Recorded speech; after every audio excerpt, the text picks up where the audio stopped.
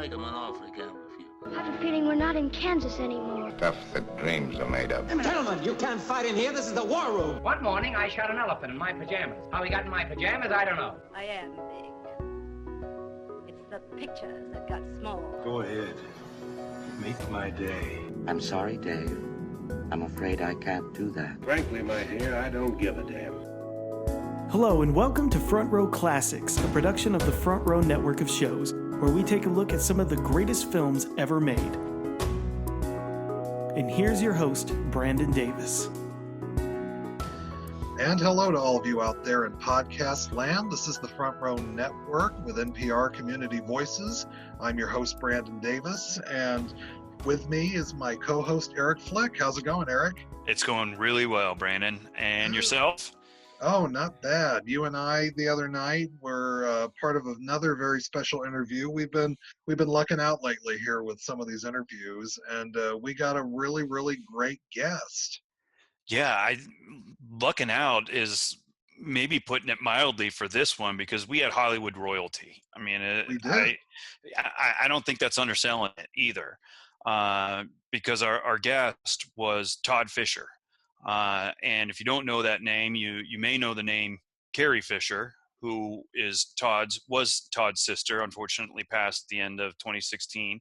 And their mother was also the late Debbie Reynolds. So to say that Todd was a connected Hollywood family is kind of underselling it. He has lots of connections into the Hollywood regimes, and not to mention his father was Eddie Fisher, who was a popular singer at the time. Although if you go into Todd's book, which you and I both read for this to prepare for this interview, he wrote a book 2 years ago called My Girls, as a tribute to both Carrie and Debbie. And his father, Eddie Fisher, was a very popular singer at the time, and had a lot of #1 hits and stuff. But if you read the book, you know that Todd's life is kind of defined by scandal.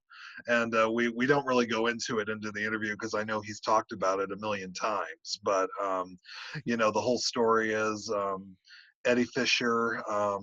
Well, it all started, Elizabeth Taylor was married to actually Todd's namesake, Mike Todd, who was a big impresario and film producer. Mike Todd dies in a plane crash, tragically.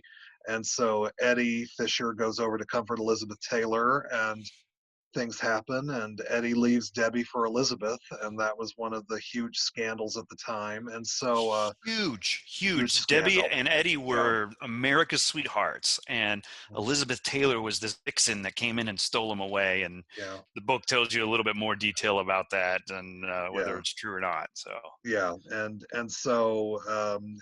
if you read the book, you know that Eddie was never really in Todd's life that much. It affected Carrie much more than it affected Todd.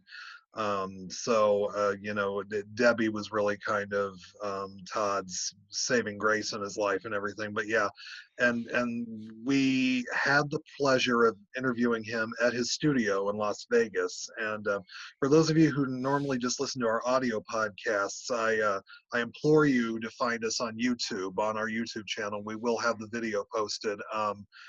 He interviewed us amidst a wealth of Hollywood memorabilia, and and he sort of launches in, my fault. I said, "Hey, what are all these things surrounding you?"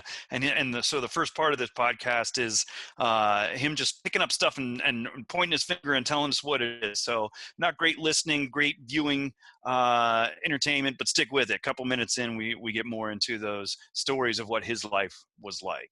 Yeah, and you'll get to see a few things you certainly recognize. I'm not going to spoil it for you. I hope that you'll watch and you'll listen. But it's obvious that this man was very affected by the two main women in his life. As he mentions in our interview, he had a front row seat to that relationship and both of them. And the two of the biggest characters that you can imagine if you read the book and view it. You can just tell the love and admiration he has for his mother, and the love that he had for his sister, and he was very protective of his sister as well. And he goes into her dealing with bipolar disorder. There's a lot of wonderful stories he tells.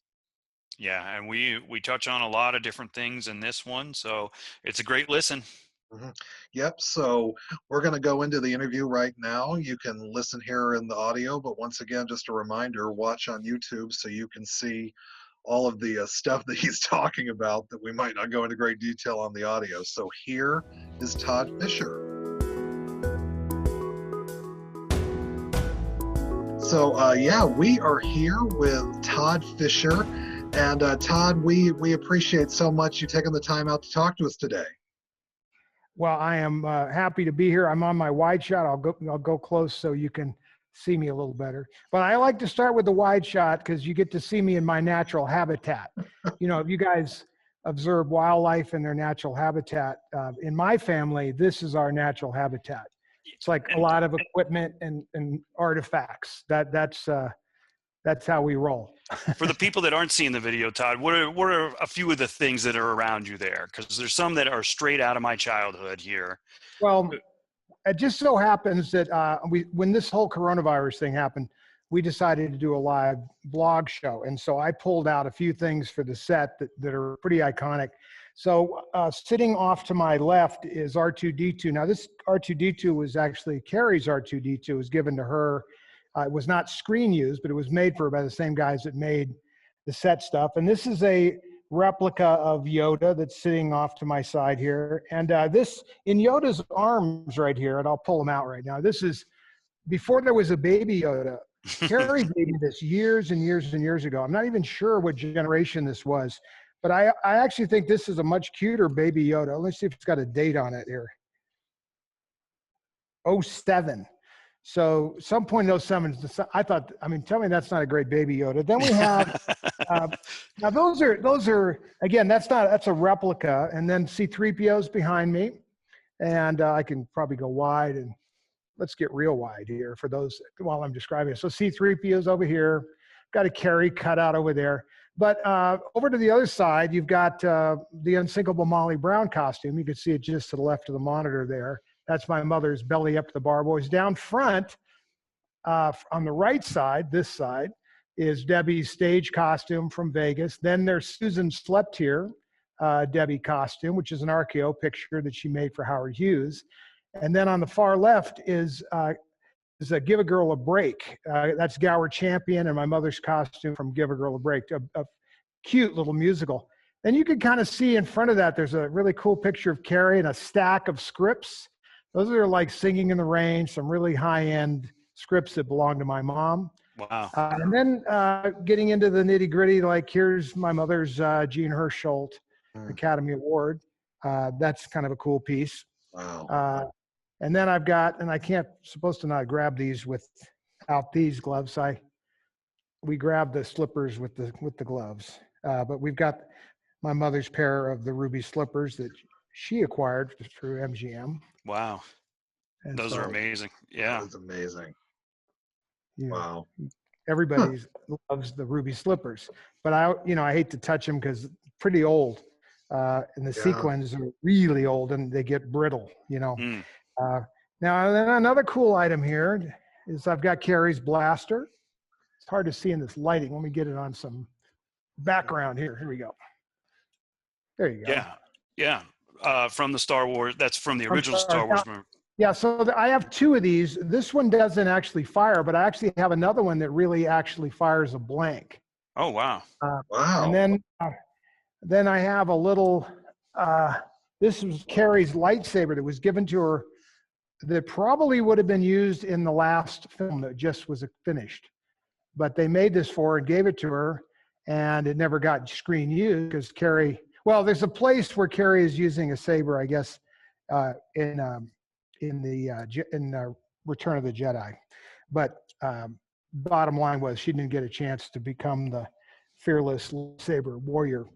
Sure. Let's see what else is around me here. There's Carrie's director's chair from Empire over there. You got mine and my mother's and Kat's director's chairs up here. Oh, here's a little ditty. There's the nomination certificate for the Unsinkable Molly Brown for an Academy Award of my mom's. That happens to be hanging around. I guess anything that's here might have been something we were talking about. And I've got some, but I do have other things down there. So as we're moving along, I can hit you with, bring a few items into play. Yeah. Well, Todd, I've noticed, I read your book that came out a couple of years ago, My Girls, and I can't believe all the different hats you've worn over the years. You know, from producer, director, minister, and collector and curator. Of course, you're obviously showing us. Is there one hat that you wear that sort of seems to take precedence over all the others? Well, I think I had on the designated driver hat more than the other hat. I always considered myself sort of the guy that was trying to keep the family on the rails. As you know, Carrie was pretty infamous she didn't even care that she was off the rails. So like some people know they're off the rails, she didn't even care. So it was at times I'd have to step in and say, hey, we need to get back over here, get on the rails. My mom was in trouble with her marriages and things. So starting at a young age, I became involved in rescuing and becoming the designated driver. Now, as the designated driver, you do need, within that hat is a lot of hats, not the least of which is preserving this collection that my mother was so passionate about. And, you know, she tried to instill a certain sense of duty to Carrie and I at a very young age of the importance of preserving this history of Hollywood. We had grown up on the back lots of MGM and 20th Century Fox, and we had a certain appreciation, but we also sort of took it for granted because it was our backyard and we were used to seeing these people, and we didn't really understand how important they were to the public and to history. And so when the MGM studios decided they were going to sell off everything, my mother went into a panic. And we didn't understand it. My sister and I were looking at her. We were in our teens, and we were like, you know, why are you panicking about this? And she was like, I have to preserve this stuff at all costs. We didn't fully understand it. We went to the auctions with her. I got into it a little. I started collecting cameras and weapons and certain things that I thought were cool for a teenager. But she, at the same, you know, was preserving serious stuff like the subway dress, and all the way from the suit of lights of Tyrone Powers and Charlie Chaplin's outfits and Buster Keaton, Harold Lloyd, Mary Pickford, Douglas Fairbanks, you know, both Cleopatras, Claudia Colbert and also the Liz Taylor, and all three Mutiny on the Bounties. And just, you know, it became vast and it became a magnificent obsession. And she passed that down to my sister and I. Now, some people call us high-end hoarders, but it's, you know, it's classy stuff, you know, so it's not a bad thing to be called. Todd, where do you think that came from her? What drove her to want to preserve those things? How did she see it when no one else did? Real simple. She was a fan. She grew up, you know, very young in life during the Depression, came out to, my grandfather worked for the Southern Pacific Railroad. And he came from El Paso, Texas to a job in Burbank, which was nothing at the time. And she was just going to John Burroughs High in Burbank, and she was a baton twirler majorette and was very athletic and wanted to be a gym teacher, but she didn't know she was going to get discovered when she went to the Miss Burbank contest. But before all that, she's paying 10 cents to go to the movies. She loved these people. She knew Katharine Hepburn and Bette Davis, grew up with all these people, and Gary Cooper and Clark Gable. She grew up with these people. And, you know, she was a student of film, even at a very young age, because she went to the movies all the time. She knew obscure movies. And when Carrie and I were growing up, we were brought up every Wednesday night on a classic film that she chose. We could pick Saturday night and have another film, and then our friends could come and all that. But Wednesday night was her pick. And you know, you're running Now Voyager with Bette Davis, and afterwards there's a Q&A. So it was before Turner Classic Movies was Debbie Classic Movies. So that was her passion. She was a fan who became a star, and a star that became a collector. That's a nice combination. Yeah, absolutely. And she never took any of it for granted, it sounds like, too. She always kept that appreciation of what had been given to her. That's for great. Sure. She never took, she was always a little girl from Burbank, you know, and really was very relatable to the people. You know, she used to come down to the audience in Vegas, or when she would tour and get with the people, and they really connected with her because she's one of them. She's not, as much as she is a movie star or even a diva, she's also one of the people, and was very connected with her fans for 7 decades. Yeah. When you were growing up, was there an awareness that this was an unusual childhood, or was it just normal to you? Yeah, I've been asked that question a lot, but you can imagine that our sense of reality is only what our sense of reality is. So we grew up in this huge palace. Carrie used to call the house the mausoleum, because from the outside, it literally looks like a temple, a Jewish temple. And it's just super modern and huge house. And of course, we grew up around all these celebrities, and we used to go to all the movie sets and hang out on the sets and meet all these amazing people. I mean, I've met everybody. I mean, somebody my age who could say, I've met Charlie Chaplin, or I've met, Norman Rockwell.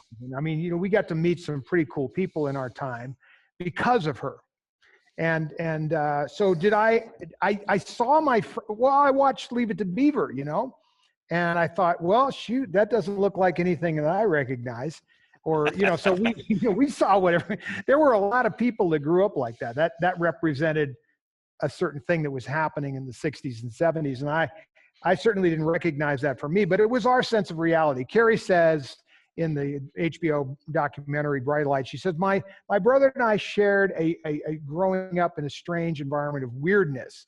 Now that's her take. That's not my take, but it shows you how she thought it was weird.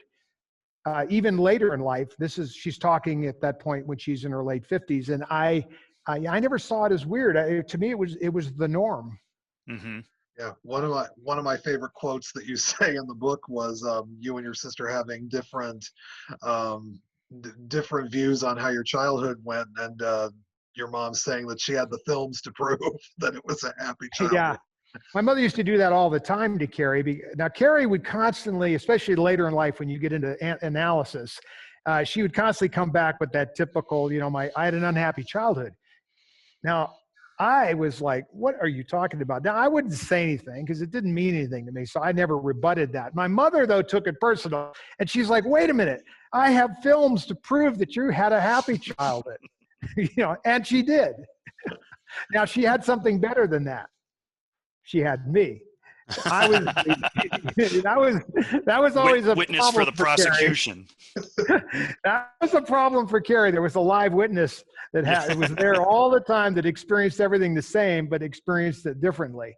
Now, at the time when all this is going on, we don't know Carrie is bipolar, so a lot of her take on things was always different, and we didn't get it until much later on. So some of that explained a lot of our earlier observations and why she saw things so differently, because partly that's what made Carrie so brilliant, was that she did have bipolar, and she saw the world so differently and experienced everything so differently. You could do something with Carrie, and when you were done, she could tell what just happened, and you'd be like, wow, was I there? I mean, it was like, that's an amazing, that's how different she saw things, even as simple as just a day-to-day experience. So she saw a competition between her and her mother and your mother. Did your mom see it that way? Did you see that from your mom? No, I mean, the best, that went on for a long time, and I've heard that, of course, for decades. And it's true. Carrie did felt a competition, felt a need. Who could be as pretty as talented as funny as, who could dance as well as, who could sing as well as. I mean, it's a monumental thing to try to compare yourself to. So I never even thought about trying to. It was like, whatever. But because she was going into the show business the way she was, she did see it as a competition. My mother never did. Richard Dreyfuss and I did a Q&A at the Chinese theater, the TCL Chinese Theater, not that long ago. And I didn't know this, but Richard was the first one I'd ever heard tell a story from his vantage point. And he said, there was no competition there. Only Carrie was involved in this competition. Debbie wasn't competing. So he was relatively an outsider of sorts, even though he's a friend of the family. He was still an outsider that saw very clearly regardless of what Carrie was saying, that was truly a one-sided competition. Mm. Personally, I never saw any competition. People used to say, what is it like being in the shadow of this great movie star? And I was like, nah, I like the shade. And you sort of chose to be there, right? You elected to move to the other side of the camera and be on more of a production, a cinematography type of things. How did that love come about? So when I was really young, my mother had Carrie and I in her Vegas act. And, you know, we were playing Vegas and I had to play guitar, put on makeup and do a lot of things, do shows in Vegas. When you're a young guy, you know, you want to be out doing other things. I wasn't that, and I was not enamored with that. And she had us also do some television shows with her, and I played a couple of parts. And I remember arriving on the set where I knew a lot of these people. These are crew people that we've known our whole life. And at this point, I'm like 11. You know, and they herd you off to a trailer where there's a teacher and now you have to study your lines for this and you also still do your schoolwork. And I'm looking out the window and I'm seeing all my friends that are setting up sets and cameras and lights and, you know, really working on the creative engineering of what makes a film what it is. Mm-hmm. And I had this epiphany that I didn't want to be in that trailer. I didn't want to, and actresses and actors are, whether you realize it or not, very much set aside until needed, like any other tool. They're Sure. then brought in to execute a certain discipline on the set, and then they're put away. They no longer are welcome even on the set. If you saw an actor like bugging a director, he'd be like, you know, go to your trailer. I mean, you know, I'm working on the movie. So not always, but you know, that you are just a tool. And I saw that pretty young on. I was like, nope, I'm not doing that. I want to be involved on the creative side. And it served you and your mother well all those years because, you know, you got to really take that ride alongside her in all of her various projects. I did, and Carrie too. We all did things together and had a lot of fun. I had a television series on back in the early 80s called Nightlight, and it was like a Saturday Night Live. And at that time, Carrie was dating Dan Aykroyd, and, you know, so I had her and Danny and my mother and all kinds of people that I knew were on this show with me. And I didn't mind in that environment doing some acting because I was playing with my friends, but I directed and produced that. But I remember when they asked me to do this show, I decided I was going to star in it, produce it, and direct it. And the reason why I thought that was no problem is I saw like Clint Eastwood and Robert Redford. And so I thought, this is nothing. This is no big deal. It's a big deal. I found myself one day showing up to the set. I said, okay, what's next? And it was my scene and I was unprepared to do my bit. And I was like, well, you're fired. Oh, wait a minute. You know, I mean, seriously, yeah. It's like it's so hard to be focused on producing and directing a show. And then at the same time, you know, step out of that role and go right into the role that you're playing. I got to tell you, you got to give them a tremendous amount of respect for people that can do all three things. Triple threat in that world is truly that: directing, producing, and acting. It's amazing when they can do all that. Oh, absolutely. Absolutely. Tell us a little bit about what you're doing these days, because you're still involved in production, and I've noticed from your website you've got a mobile production unit. So tell us a little bit about what's going on with your studio and those types of things. Well, a while ago, many years ago, we built a studio in California, my family, and we had a tremendous amount of work that we could bring away from LA and work up in the San Luis Obispo area. And so we had started to get used to doing post-production, production work as much as possible away from LA in a nicer, better environment. And my mother always loved Vegas. She'd been a Nevada resident, you know, since the 60s, really. And so she was always working here. But it wasn't until California got, a simple way to say it is that over the years, the monkeys have gotten in charge of the bananas. And the state is a disaster in the business sense.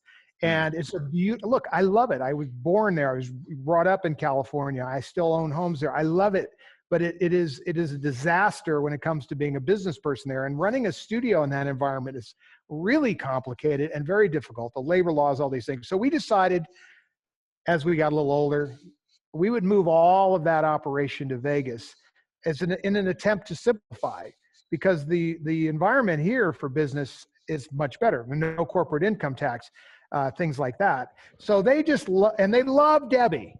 Always loved Debbie here, and they loved Carrie and I because we were part of Debbie. You know, we were connected to all of that. And so I moved a large portion of the studio here, and I moved a mobile recording truck here, which is one of the only 4K cinema trucks anywhere. A lot of these mobile trucks you see are gigantic. This is sort of made movie style, but it can do concerts and things too, but all at very, very high resolution. We even have new 12K cameras, you know, for cinema projects. But I collect classic lenses. The way my mother was collecting costumes and things, I collected the lenses that made the movies. I collected the cameras that made the movies. Now, as it turns out, those lenses are still very usable. So I have one of the largest privately owned collections of lenses, and I have the lenses made, say, Casablanca and Maltese Falcon. I have the lenses that did Citizen Kane. Now, those Citizen Kane lenses are actually going to be loaned to the Academy for their big opening, because they're doing a piece on Citizen Kane. So I'm loaning them the lenses for that. But I have the Godfather lenses, which are some of my favorite lenses to still use today. So a lot of these lenses can really give you a certain look, a very, very special look that can only be made that way. Today, a lot of things are done with plugins and After Effects and things like that. But you can't simulate what a piece of glass gives you. Harry Stradling Sr. taught me a long time ago that the eye of the camera is everything. It's the lens, it's the eye of the camera. That is what is ultimately, whatever's there is there, and what's not there is not there. Now, you can mess around with certain things, but the lens is everything. So I have an amazing collection of lenses. And that, you know, I have to believe that came from my mother. It was sort of my interest within her interest, within her passion became my passion. And I have Charlie Chaplin's camera, for an example, that came from Todds Studios out of Chicago that they used to lure him away, you know, from the other studios that he was working with at the time. Max Sennett was where he was, and then Todds Studios stole him. And the way they did that was with this camera, which was state of the art at the time. And so, you know, he was a techie. Chaplin was a techie. So they used that as a lure. They said, hey, look, we've got this new toy that we can let you make movies with. One of the first Bell & Howell 2709s to come out of the Bell & Howell factory was the one that they got and literally lured Chaplin in, because it wasn't just about money with Chaplin. If you know his history at all, you'll see he was very involved in every aspect of the filmmaking.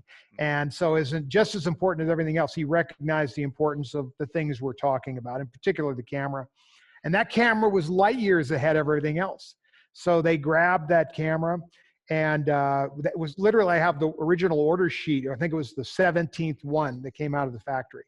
So, and then I also have the first Mitchell that came off the line, Mitchell Standard, that was used on Casablanca, Maltese Falcon, and things like that. So I have an interest in that, because to me, those are things that defined filmmaking in so many ways. So I love the pieces of equipment that help make that magic. It's not one thing or another what makes a movie. You know, it takes a lot of things to make a brilliant movie. And so it's nice when you can bring all those pieces back together and even play with them. I mean, I've used these lenses, you know, and that's pretty cool. Yeah, you know, yeah. I've shot some like I have Stanley Kubrick's lens that shot The Shining and things like that. Oh, I just wow. used it recently on a Raiders commercial here in Vegas. And it was the only lens on earth that could get this shot that we wanted. And there it is. Wow. When your mom was amassing her collection, and that started around 1970, I believe, right? Yes. As she began amassing the collection, what did that entail? Did you all have to, I'm sure it took many warehouses to store all of that. How did, well, it didn't start that way. As you can imagine, nobody really figured that out. You know, first of all, nobody knew what she was going to do, not even her. But when she got there, her hand just kept going up. You know, Wow. And she, oh my God, Romeo and Juliet, Leslie Howard, Norma Shearer, I have to have that. Oh my God. I mean, you know, it's just like everything is an oh my God. Marie Antoinette, oh, I've got to have all of that. Oh my, I've Tower on Power. And then, you know, just, you know, there's no end to it, you know, at a certain point. And literally that's what happened. So the house, we had a huge house, and there was a giant rehearsal room under part of the house. It was very large, maybe 1,500 square feet. That thing started filling up with racks of clothing and props and things. Pretty soon she wasn't satisfied with the costumes. She started thinking, well, you know, if we had the whole set, like from a scene, like the furniture and the props, and, you know, pretty soon we had all that stuff. And so we started getting into, that's when you start getting into outside storage. Now, over the years, we built warehouses and storage places, one in Vegas and one in Northern California there. And, you know, we were able to handle it internally over many years. That was partly my doing because the storage costs were killing us. Oh, You know, and some of this stuff wasn't worth a lot. I mean, I'll give you a great example of something at the time people didn't understand at all. She's collecting the Nicholas brothers and Lena Horne and you know, and all these people, which were not giant movie stars. I mean, I understand, Debbie, you collect Marilyn Monroe and Clark Gable or whatever, and you have the Gone with the Wind thing, but I don't really understand the Nicholas brothers, or I don't really understand these lesser things. She saw the importance of that. You know, she saw the importance of these smaller things. She knew there was an importance to that. I'm sitting right over here across from me is Bob Fosse's outfit and from my sister Eileen. I mean, there's no Bob Fosse costumes that survived. It wasn't for my mother to be, there is no Bob Fosse. Wow. Why is Bob Fosse important? Well, Bob Fosse in his youth was dancing with my mother in all these movies, including Give a Girl a Break over there with Gower. He's in that. He's in The Affairs of Dobie Gillis. And then he goes on to become this amazing choreographer, director, you know, makes Sweet Charity. You know, I don't need to do a history on Bob Fosse, but to me, those guys their history is important, you know, and only Debbie saw it. I mean, it was like nobody was looking at that stuff. I mean, who's buying a Bob Fosse at auction in 1970, you know, a suit? It's irrelevant. Yeah, okay, she bought the Singing in the Rain stuff. I get it. You know, Molly Brown. But I don't see that stuff. So, you know, she had things that nobody understood. She had a vision to preserve the industry at its entirety and all of the things that made it great. Ironically, many, many years later, she was given the Costumers Designer Guild's Presidential Award. And we were at that event. And at the beginning, they ran a montage of all the great costumes that they thought were important. I didn't realize that they didn't make that for her because she had like 90% of those costumes. Wow. You know, they didn't understand it. The Academy never got it for decades. Now they get it. But for decades, they didn't understand any of the importance of preserving any of this. We had every single film that was nominated or had won for best costume design or production design, because before there was costume design, you had to win for production design. From the beginning of the creation of the Academy, every single film had been rounded up and represented by something, prop or a costume or something. And that was remarkable, and it took her life to do it, her entire life. So you asked about what that was like. It was all around us for a while, and then it eventually started to get put into warehouses. But it was never in her room. It was never like this on the set. She bought it for all of us. She preserved it for us, not for the house, not for her personal collection. She never had one costume in our house on display. Not one, ever. I do. She doesn't. When she sold her collection finally, much later in the 2000s, it was hard on her. You know, she didn't want to do it, but she knew that it wasn't happening. The Academy had turned her down again for the 5th time, and on and on and on. And she was alone. It's kind of like she was like John the Baptist, you know, a lone voice crying in the wilderness. Nobody was hearing her, or few. People did, but few. There were some supporters, Liz Taylor, you know, Roddy McDowell. I mean, there were some cool people that always supported her, Jack Haley Jr., etc. But she, you know, just at some point gave up. And then this auction occurred, and she made a ton of money. And everybody was like, wow, Debbie, you're a genius. They even did a story on her in Forbes. I mean, you think about this. She paid $1,000 for the Marilyn Monroe subway dress and sold it for $6.2 million. You know, she's a genius, right? Yeah. She didn't care. That wasn't what it was about for her. And so this auction had occurred, but I decided to keep all Debbie's stuff. I took the things that I kept my cameras, and I sold some things of mine, but generally I kept the things that mattered to me. I kept all the Debbie costumes. My mother said, "Why are you keeping all of my costumes? We should sell them now. You get a great price for them." And I said, "No, I'm not really into that." "Well, what are you going to do with them? I mean, come on. I mean, you're going to wear them? What are you going to do with them?" You know, I was like, I said, "I don't know what I'm going to do with them, but here they are, you know, right now around me. And I have some in my house, and I've loaned them to museums and different things. Sooner or later, you know, we'll do something with them because they're beautifully preserved. If it wasn't for her and her spending every penny she made preserving and collecting, it wouldn't be. It just, most of it would have been disintegrated through time." Yeah. Now Carrie was a collector also, but of more unusual things, right? Yeah.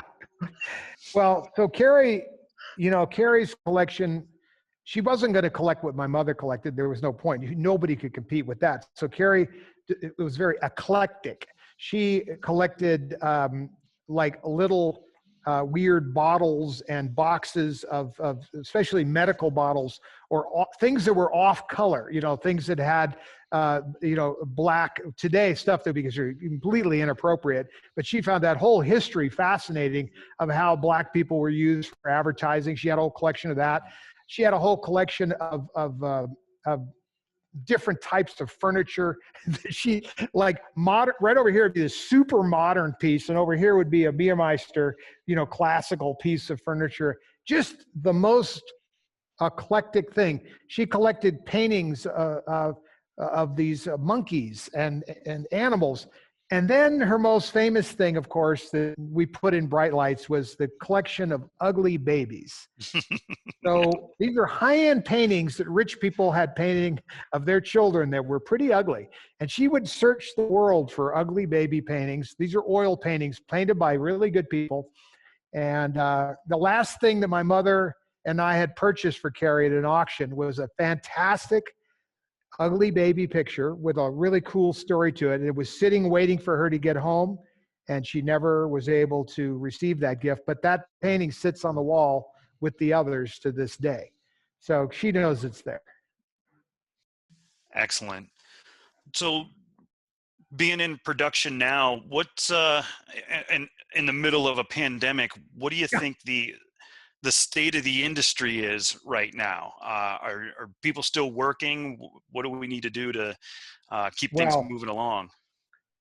There's a problem here, which is that you can't have too many people in one spot, you know, and movies are a very collaborative thing, and people touch and interact. It's really tough.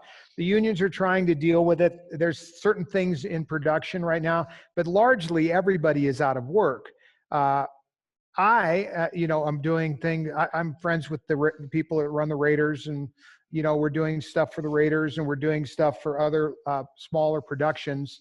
We're doing a documentary right now called De-Escalation about the current situation with the police.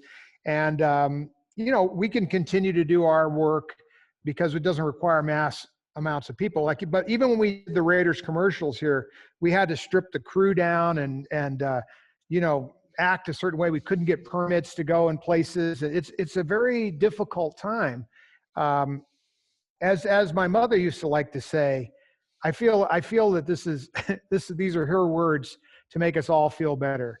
This too shall pass. I think she was talking about gas, but I think this will pass eventually. But it is a serious inhibiting factor to the creative process of filmmaking at large. However, it's also spawned, as you could see, a lot of underground stuff and a lot of YouTube stuff. And so if you want to look at the bright side, is we've turned millions of people loose with these cameras. And believe it or not, this camera, I did a TEDx speech, and in my TEDx speech, I have Charlie Chaplin's camera sitting next to me. And then I say, this camera blows away this camera. Mm-hmm. Imagine what Charlie Chaplin could have done with this, given the chance. Imagine what you can do just with this. My friend Roy Wagner, who's the director of photography, we're both trained by Harry Stradling Sr. He just recently, was the original cinematographer on Nightmare on Elm Street, and they reshot a whole scene in a whole section of Nightmare on Elm Street with the original crew on an iPhone. Wow. And I think the exercise is that you now have millions of potential filmmakers out there that can tell their story. So are we telling stories exactly the same way? Like we used to make, even the short form movies that we used to make at the studios, we had a definite 3-act segment to them, and they followed certain traditional rules. And I do like that. I still like that method of storytelling, but I'm all for turning a bunch of new filmmakers loose with these little iPhones and inexpensive editing systems. And I'm loving what we're getting out of this. So if you want to look at the bright side, yes, the big stuff is shut down. So you're not making Spider-Man 12. Like who cares? Right. Do we need a Spider-Man 12 at this point? There are people that are huge Spider-Man fans, and so they care. But I don't really care about seeing another Spider-Man film. I'm more interested in new stories that can be told. And there are some great stuff. Did you see, I forgot the name of the movie, but the last Burt Reynolds movie he made, it was like The Last Movie Star or whatever it's called. It's a film that he made. It's a very low budget film that he made. It's a brilliant little movie, and he's brilliant in it. It's the last movie he made. And it's a very low budget film on a small crew. There are lots of good movies being made now in this environment. So all it does, one thing Americans are great at is adversity. There's a scene in the movie Starman where Jeff Bridges is talking and as the alien, and he says, "You know what I find most amazing about you," meaning you people, you human beings? And the girl says, "No, what?" He says, "When things are at their worst, you are at your best." Isn't that true of Americans? Mm-hmm. Maybe true of other nationalities, true. I'm not an expert on every nationality, but I know it's true of us. And I see us, adapting. And so when you say what happened is horrific. I have so many friends out of work, it's not even funny. It's psychedelic, like sure. Hard to imagine. And some of them are losing their homes and all that stuff that goes with it. But there's a silver lining, which is there's a lot of other art being created. We don't stop just because there's a pandemic. We don't stop. My wife and I are in, at 6:30, we're doing a live blog show here on this set, and we have a ton of fun. She does all these giveaways, and we raise money for charity, and we tell stories like I'm doing now. We tell Hollywood stories. I should have a sign that says Hollywood stories, told here, like a shingle. Because I do have an endless amount. In fact, when I wrote that book, My Girls, I thought, oh, this is a good thing. I'll get it all out, put this whole thing to rest. It'll be very, cathartic, and I'll feel much better when it's all done. Well, as I got into it, I'm like halfway done. I got 400 and some pages. By the time I was done to 800 pages, all I can put out is 400 pages, which is still a lot of pages, but I couldn't tell the whole story. Mm-hmm.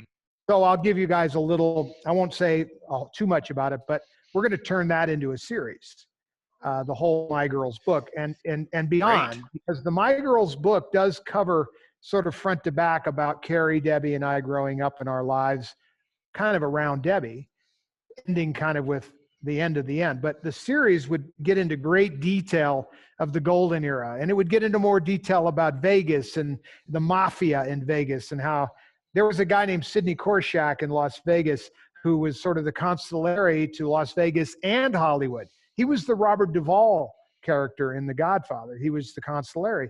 So my mother dealt with those people all the time. She loved working for the mafia. And everybody's like, Debbie, how can you say that? Knowing they're back. She goes, their check never bounces. The basic stuff, They also had a code that they lived by. There was a lot of business dealings you describe in that book that went south because she trusted somebody who told her something and they just weren't true to their word. Yeah, so that's the problem with the outsiders. She used to say her picker is broken when it comes to husbands, and that was certainly true. but also, you know, she had bad experiences with business people through the years. Her instincts were always brilliant. Every piece of real estate she ever bought went up in value wildly. The instinct to preserve Hollywood was more of a beyond a righteous thing. It was also a brilliant thing. And so she had brilliant instincts. She was a great businesswoman. You know, DR Studios was operated for over 4 decades in Los Angeles, the Debbie Reynolds Dance Studio. And, you know, it was a brilliant idea. And it was something that she was passionate about, giving back, because she was given that chance.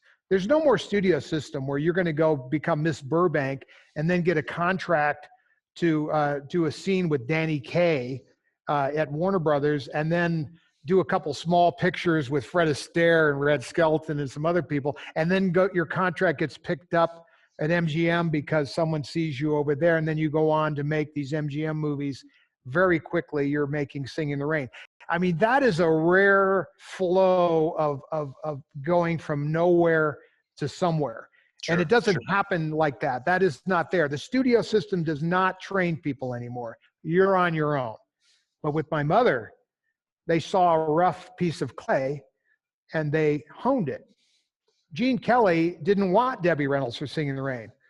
Louis Mayer said, no, I want her trained. She's your co-star. No, I want a dancer. You looked at my mother. Did you dance? She's like, well, a little bit. He's like, what are you kidding me? You can dance with Donald and I? This is ridiculous. No, and he said, well, then you train her, fix it. You know, and that's not going to happen today. Today, you better figure it out for your own. Now, there is, believe it or not, it's not in our face as much as it could be, but there's a ton of talent. Broadway, you know, is shut down. Broadway is full of triple threat talent. There is a lot of talent. You know, I was at the Telluride Film Festival a few years ago, and Carrie and I were there together with Bright Lights, and somebody walked up to me and they were screening, you know, La La Land, and they walked up to me after, and I'd seen the screening, and they said, oh, wasn't that a great little film? And I said, yeah, that was a fun little film. Yeah, for sure. And they were like, it's kind of like Singing in the Rain. I went, yikes. No, that's not like Singing in the Rain. And well, what do you mean? I said, I don't even know where to start. I mean, I could just tell you that Gosling is no Gene Kelly or Donald. Like, where do you want me to go with this? Yeah, I mean, I'm not putting him down. He's not trying to be either.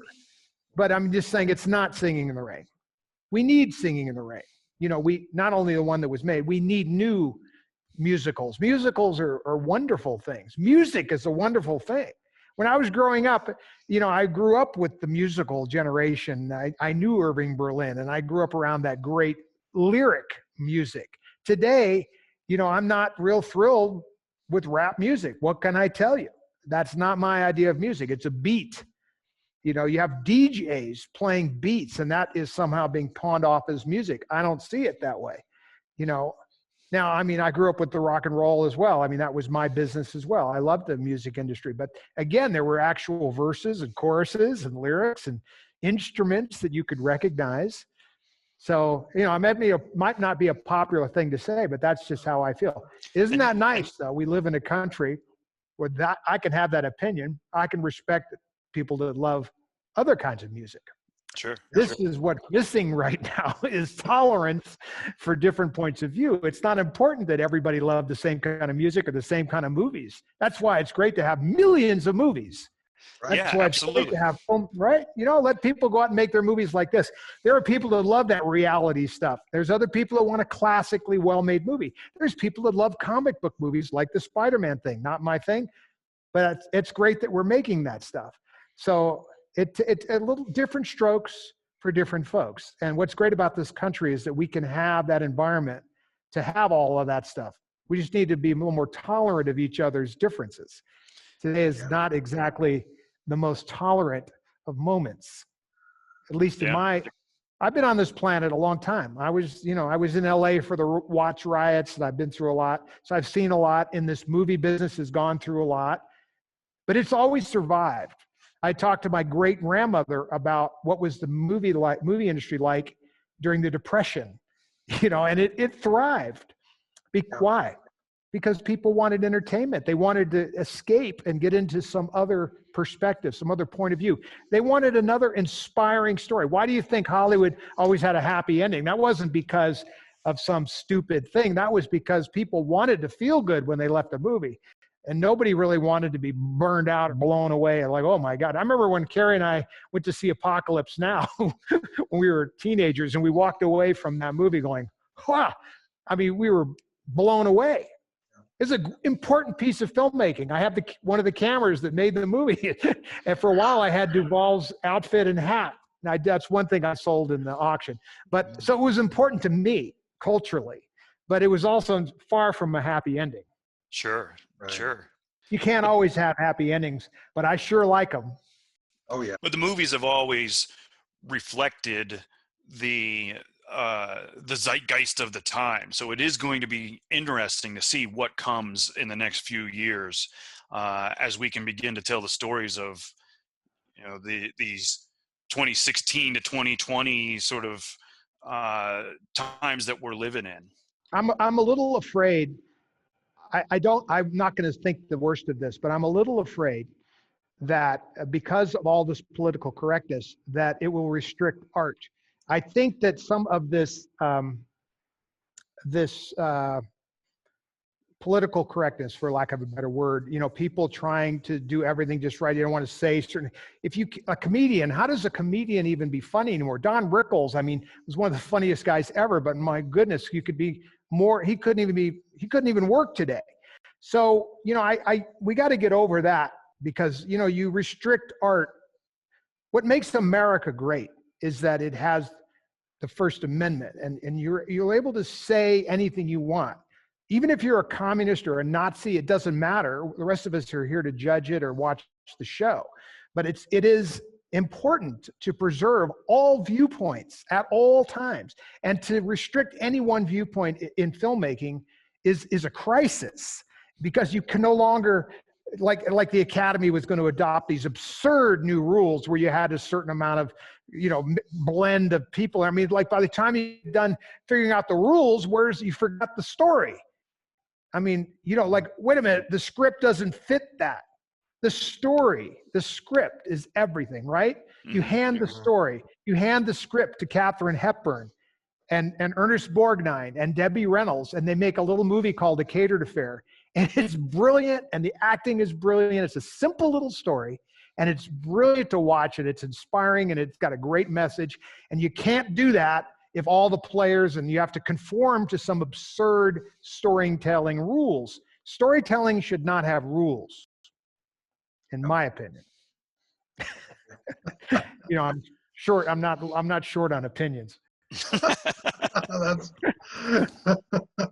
that your favorite film of your mother's, The Catered Affair? That's one of my favorites. One of your The Catered favorites? Affair Yeah. is where she made a film with Bette Davis. That's when she made an earlier movie with Bette Davis, but this was one really one-on-one. I think it was one of my mother's best dramatic roles. Not a musical, you know, Molly Brown's great, of course, but that's a musical drama. It's different, really a different genre in many ways. This was straight drama with Ernest Borgnine and it's Rod Taylor, Ernest Borgnine, Bette Davis. It's really good. I mean, my mother made some really good films. She was thrown into, like, I just watched a movie called Say One For Me with Bing Crosby and my mother, and of course her heartthrob, Robert Wagner. And I was watching this movie with a different light, because I haven't seen the movie in many years, long before she passed. Now, my mother left me with a message at the end of my book for Robert Wagner. If you read the book, you saw me say she always loved him. So I delivered that message in my book.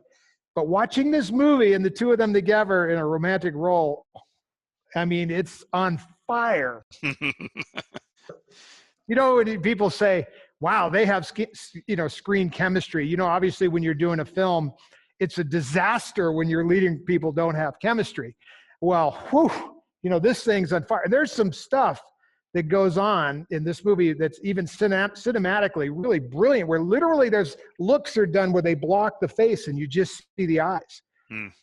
Isn't that nice?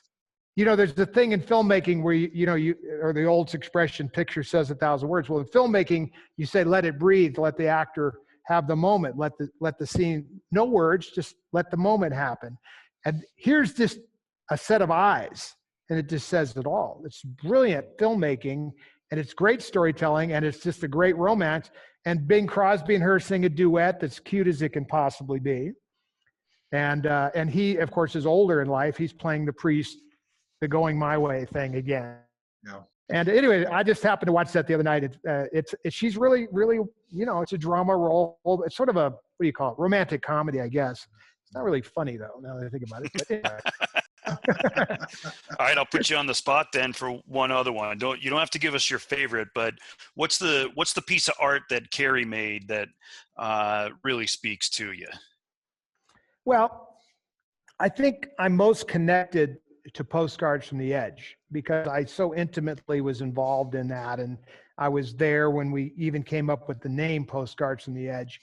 We were in China together at the Great Wall, and she was writing postcards to her friends. And she said, I'm writing to you from the edge of the world. And I'm writing you a postcard from the edge of the world and the Great Wall of China. And it was like, wow, that'd make a good title for the book I'm working on. And then the book becomes a script. And that movie, you know, is a snapshot of my life, even though it's the names are changed to protect the innocent. There's a lot of reality in there. No, my mother didn't make milkshakes with vodka, but there's a lot of other stuff that's true in there that's remarkable. It's a really great piece of art. So I don't know, but I will tell you this: at the very end, the last Star Wars, I think it's some of Carrie's best work. I mean, it's not the newest one where they took the excerpts. That's fine. That is obviously her work, but the one prior. It's remarkable. She's got a depth to her. At this moment in time, she has become one and has settled with the idea that she and Princess Leia are one. It's a remarkable thing that happened to her. She didn't almost resented it. These actors, all of them were like, wow. You know, enough with the Star Wars thing. You know, I don't want to be typecast as one of these, you know, forever. Right. Yeah. And it's like she had become very settled with that idea, and her fans, you know, gravitated to her, and they were the same.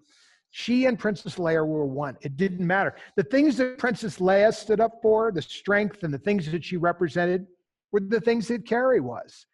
George Lucas started the whole thing years before, 1976. Carrie walks into a room to do a screen test, and she reads that line, you know, I'd recognize your foul stench anywhere. And, you know, that princess attitude that she had, George saw it immediately and said, there's the princess. Now, what he didn't understand at that moment, I mean, he took advantage of it, but was that Debbie had created the princess. Carrie had been groomed, in effect, to be a Beverly Hills princess. I watched the show. You know, so when she walked in the room and acted like a princess, she wasn't even acting. She was just doing her thing.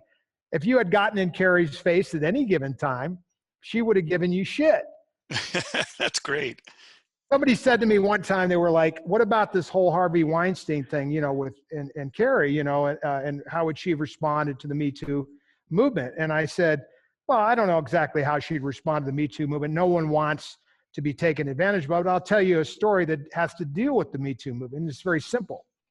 So Carrie was, you know, essentially approached by Harvey Weinstein in a sexual fashion. She said, take your little blank into the other room and do what you have to do, but leave me alone. And so, you know, he became pretty small and your short Jewish self and get out of here. He put him back in the box. Now shortly thereafter, he did the same thing to a good friend of Carrie's who called Carrie and said what had happened. And she was like an up and coming. See, Carrie could tell him to go take a hike because she didn't need the work. We didn't need the money, whatever. She was like, get lost. This other girl was like intimidated. So Carrie sent Harvey in the mail a dead fish wrapped in newspaper, a nice big Sicilian message from The Godfather. And it said, if you don't leave my friend alone, I know a lot of people. And threatened him. Wow. Yeah. And now she wasn't, you know, Was she really going to call Sidney Korshak? She knew some other people too. Gavin DeBecker is one of Carrie's best friends. They went to school together. She could call Gavin. Gavin knows a few folks. I mean, it's like he had really met his match. And so she shut his butt down. So those are good Carrie stories. She had that thing about her. Don't mess with me. She's like the Marine Corps thing. Don't tread on me. That was Carrie's motto. Mm-hmm. Yeah, and I think you're right. I think that second to last Star Wars movie showed that gravitas, that that control that she had. Maybe she lacked it in her personal life through no fault of her own, but it certainly came across on the screen there, and it's great to hear those stories. I'll tell you one thing that's very true about what you're seeing there on screen is, as much as Carrie was off the rails at times, she was also a person that never didn't show up to the set. She was a professional to her core. Now, that was something my mother handed down to us very young. She was a person that could be counted on. If there was a battle to be fought, she would rise to the occasion. She was, always did. And so no shrinking violet there, like a lot of people would.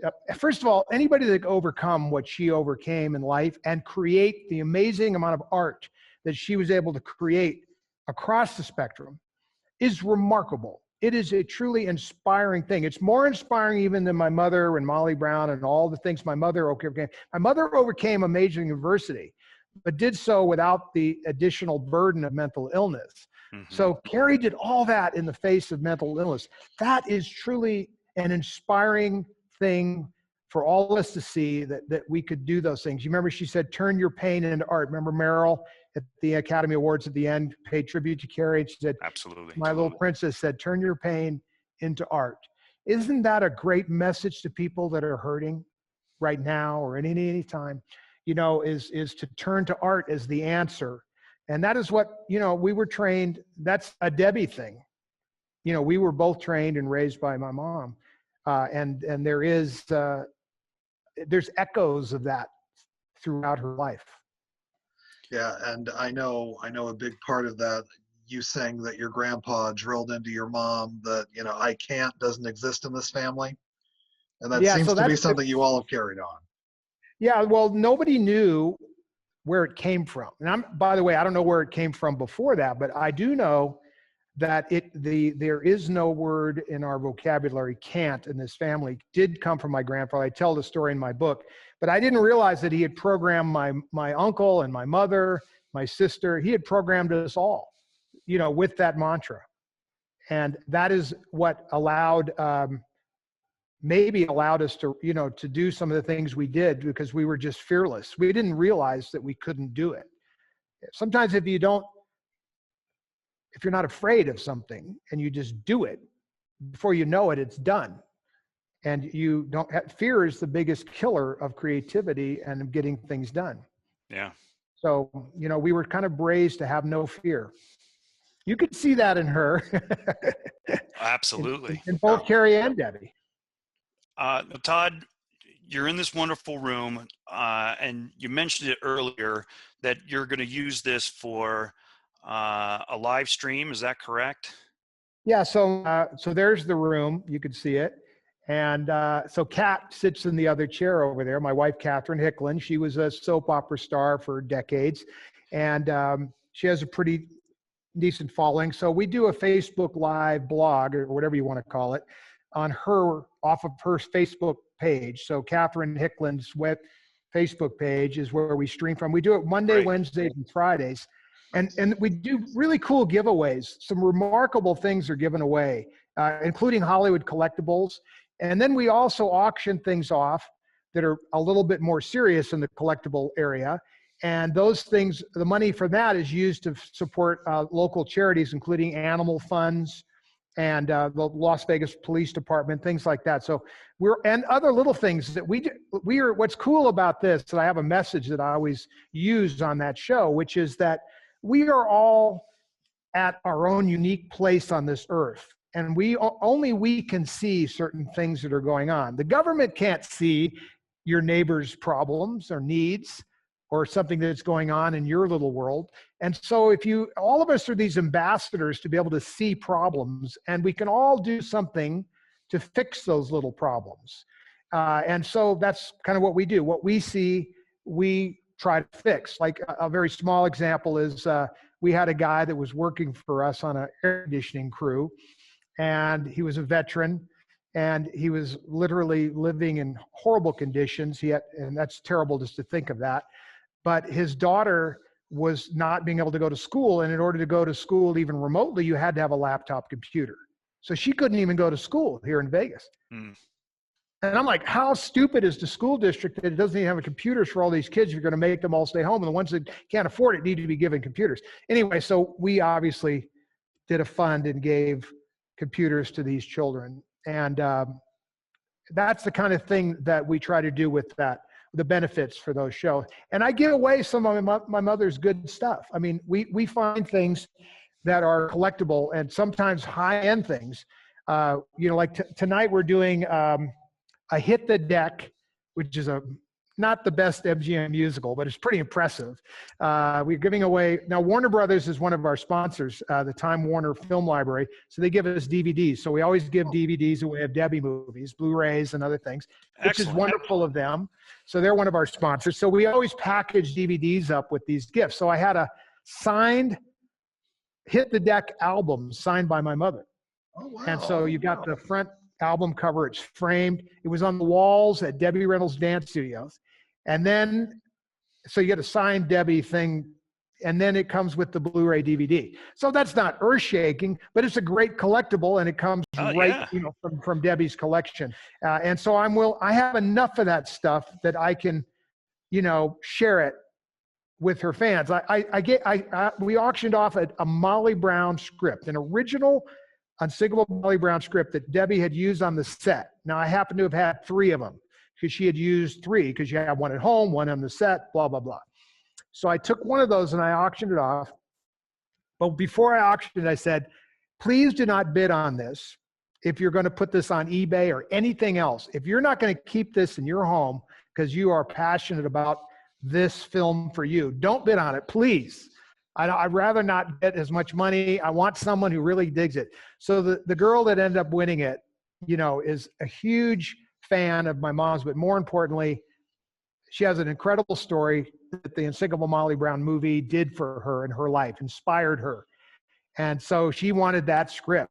And she doesn't have a ton of money, this girl. So she really spent what is a lot of money, to have that script. So it's important that these things go to the right place, because how many Molly Brown scripts are there with an original MGM serial numbered script cover, with it's rare. Yeah. And, I can't hoard. How much of this stuff can I have? I actually have, I have a 10,000 square foot warehouse and then some. So it gives you some idea of the depth and breadth. It will take me years to even give it all away. So I'm going to give away the lesser things. And that's kind of what we've started to do. And it's fun. I don't know if I have stuff sitting here that we've been giving away, but like I said, we take I have great posters and lobby cards, and we give away those things, and then we give away DVDs with them. And, people like it. So there's a mixture of things. There's some that we just straight up give away. We don't even, it's just, we do trivia, film trivia, and things that are generational trivia, about the times. So we have a lot of fun giving this stuff away. And it also entertains people when you do trivia. They love trivia. And you could see on this, I'll go to see if I can see it over here. You can't quite see it. On the wide side, you can see it. Sort of this thing over here. This is one of our drawing things. It's the like a little bingo raffle. Exactly. So we literally bought that at another auction, so we could have a bingo kind of drawing for people. Don't expect to see, Carrie's blaster, but now here's a cool item that we found that we brought up. These were in our warehouse. These are commemorative stamps from Star Wars. Oh, wow. And I've seen a few of these around, but I had not, they're all upside down. I'd seen this one on eBay, in fact. It's the stamp from 2007, whatever that release was. Well, we found all 14 of them. Wow. Here's the good one. But they're all here, like 14 of them or 17 or something. So we put these up because I found a number of sets of those. So we're using those in both the giveaway and in the auctions, and it works great. I mean, how many sets do I need? No, I mean, it's like at a certain point, I look at something and I say, okay, I have one ruby slipper. I have one of like I would never sell this, and yet it has no significant value. But Carrie gave it to me, so I think that's something that you don't sell. But on the other hand, I just realized you have a lot of. That's kind of an ugly baby Yoda, is what that is. Yeah. Well, it depends on your point of view. The new baby Yoda. Now this looks like more of a Jewish baby Yoda. All right. It looks like he might be a little Jewish. I could concede that, sure. Anyway, I don't. Yeah, it looks like Larry David a little bit. Again, you start to when you're a collector, and I think collecting right now is a great thing. I do encourage people to collect because even if you don't have huge amounts of money, you can find small things to collect that are not stupid money. I like collecting. It's a fun thing to keep yourself occupied, especially right now where a lot of people are spending a lot of time at home. You could search the internet and search auctions and find little collectibles and try to put a set of things together. I mean, like people could spend like years trying to find all of these to get them framed and just make that collection happen. And that's a fun thing to do. So I encourage people to find your passion, whether it's salt shakers or Marilyn Monroe costumes, find your thing. My mother started me very young on collecting things when I was a little boy. So I'm very, I just gravitate towards it. I love a Sunday afternoon with Turner Classic Movies on in the background and an eBay or something in front of me, and I just randomly look for stuff, and I still buy Debbie stuff. I buy pictures.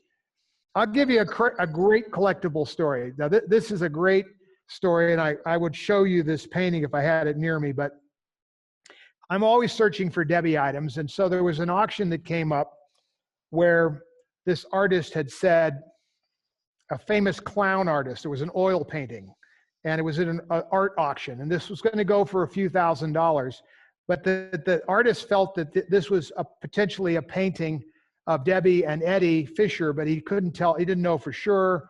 But the artist had claimed that, but the artist was dead. But so I saw that like listed on a catalog, and I looked at the picture, and bam, immediately I said, I know that painting. That was hanging on my father's wall at his house on Beverly Estates Drive in Beverly Hills when I was a little boy. I remember it, but I had no evidence. So I said, I know it's true. I'm going to buy the painting. So in faith, I just bought the painting at that auction. The painting came, and I knew immediately it was my mom and dad. But again, I had no evidence that it was anywhere. 2 years later, while searching on eBay, there's a picture of my father sitting on his bed, and over his shoulder is that painting. Oh. So how much is that picture worth to me that I just found on eBay? I don't know, I paid $20 for it or whatever. But that's what I mean about collecting. Collecting leads to other things. Collecting leads to this sort of bottomless pit of surfing and chaining and looking for things. And there's this leads to that, and that leads to this. It's a lot of fun. And I think it's a great way to keep yourself amused during these strange times. Absolutely. Absolutely. Todd, we are slowly running out of time here, but we thank you so much. Just a couple final questions. What do you want people most to remember about your mother and your sister?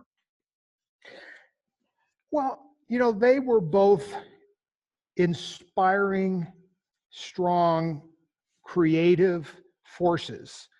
And I would want people to remember the great art that they created, the laughs that they generated. Nobody generated more laughs than Carrie, not even my mother, who was a remarkable comedian. But Carrie's quotes are amazing. She left behind as many quotes as Winston Churchill. And I mean, you have to believe that is an amazing accomplishment. So I'm so proud of their lifetime achievement in the arts, in the entertaining of all of us. And we were all observers of this remarkable talent, and it always would show itself in different ways. And Carrie went from, I have her costume in my home here, her first Vegas costume. She went from that to wanting to sing on stage. And then she went into my mom's play, Irene. And then she did a little movie called Shampoo. And then that little movie Shampoo led to a little audition for George Lucas that led to the Star Wars thing. And there's and then that led to eventually to her writing books. And then it led to her doing speeches and doing all these amazing quotes. So the chain of creativity never ended. And my mother started it, and they were remarkable women. I mean, remarkable. I mean, there's a lot of remarkable people in their respective areas. I mean, there's just an endless line of great women, but these two I had a front row seat to observe, and they were so much fun to watch and to grow up with and to be in their lives, and to see so many people inspired by them. It's a great thing. Yeah, absolutely. Well, Todd, we thank you so much for joining us. We'd love to have you on again at some point, just to hear more Hollywood stories. What I'd say is Hollywood stories told here. I'll have a shingle ready next time. Absolutely. We'll awesome. look for it. Yeah, you can go anywhere. It's like there's like no end to it all. Awesome. Thank you so much, Todd. All right, great to have you guys. Thanks for being with me. Thank you.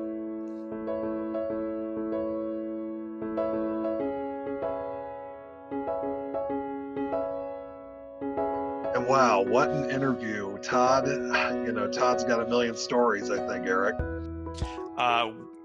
We could have gone another hour. He would have given us even more stories.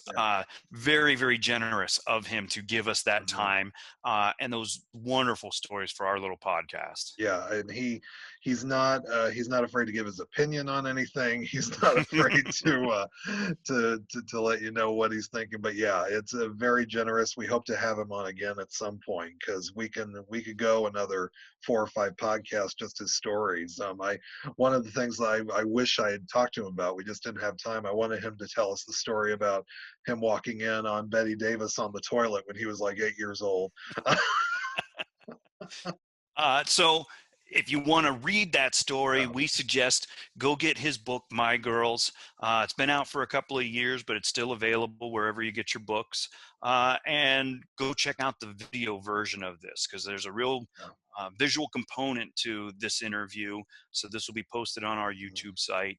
And then follow our feed and give us some feedback on Facebook, and tell us what else you want us to cover. Yeah, he also mentions in the interview the documentary Bright Lights that came out right after they passed away, and that I watched it, and it is a must see. It's on HBO Max right now if you're a subscriber, and you can also get it through Amazon Prime.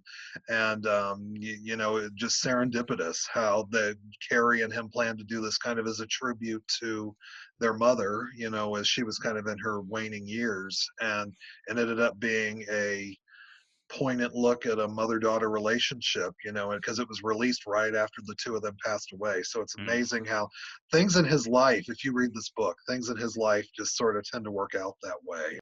Yeah, there's amazing serendipity throughout his whole life. Yeah, so we, once again, Todd, if you're listening, we thank you so much for this. We hope to have you on again, and just get more of your perspective and more of your stories. And as Eric mentioned, we do have a new Front Row Classics feed that you have to subscribe, because we are going to be doing some feed-only episodes here. This episode that we're doing will be on our Front Row main feed, so all of our Front Row listeners will be able to listen to it. But we recorded an episode last month on Road to Morocco that was very fun, and if you want to listen to that, please subscribe to our feed anywhere where you can get podcasts. Just look up Front Row Classics, and you'll find us. And we got quite a bit coming up.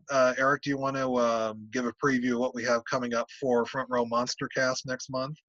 Yeah, so the month of October, we always do something related to the horror genre, and we picked 2 of them this time. So the first movie that we are going to discuss is And I don't remember the year that this one came out, and it's sort of a companion piece to the one we did last October, which was Dracula. And this year we decided to tackle the classic monster movie Frankenstein.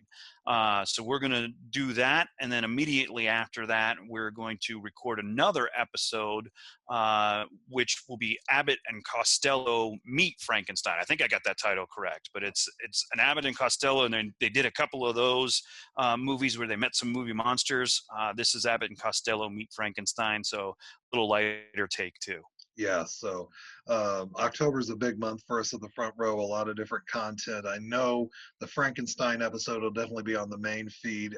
Abbott and Costello Meet Frankenstein might be a feed-only episode for us, so that's a popular title. So if you want to listen to that, make sure, once again, to subscribe to our Front Row Classics feed-only podcast. So yeah, but a lot of stuff coming up, a lot of great stuff coming up here in the fall and winter, and we just keep on going, and hopefully we'll close out 2020 strong, and hopefully look forward to a bright 2021. Yeah, hopefully we can get back out and interact with people. Until then, keep watching these classic movies. Yeah, absolutely. So as we close out this special episode of Front Row Classics, I am Brandon Davis. And I'm Eric Flick. And we will see you in the front row. This episode is a production of the Front Row Network, a proud Community Voices member of National Public Radio, Illinois. For more information and to see the full slate of Front Row Network shows, you can visit frnpod.com or nprillinois.org. You can also find and follow us on social media by searching for the Front Row Network on Facebook and Instagram, and Front Row Reviews with a Z on Twitter. Thank you for listening to this episode, a proud member of the Front Row Network of shows on NPR Illinois. For the past 5 years, we've been providing hours of content every month, and now we've created the chance for all of you to get even more content.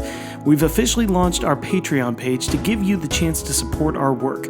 There are 4 separate levels, and each come with their own amazing bonus perks, including exclusive episodes, full movie commentary tracks, and even the ability to choose what episodes we do and be on them with us. To show your support, simply go to www.patreon.com/frontrownetwork. That's patreon.com/frontrownetwork. Thank you again, and as always, we'll see you in the front row.